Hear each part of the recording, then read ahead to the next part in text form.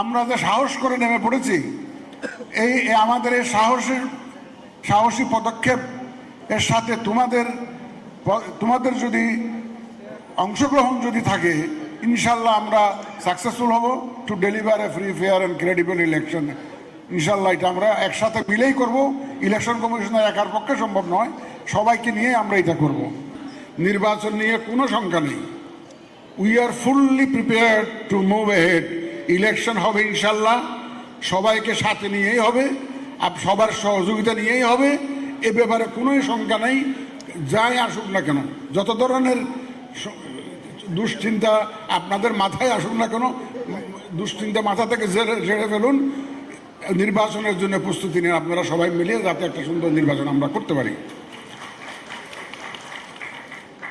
আইনশৃঙ্খলা অবনতি সুষ্ঠু পথের বাধা কিনা?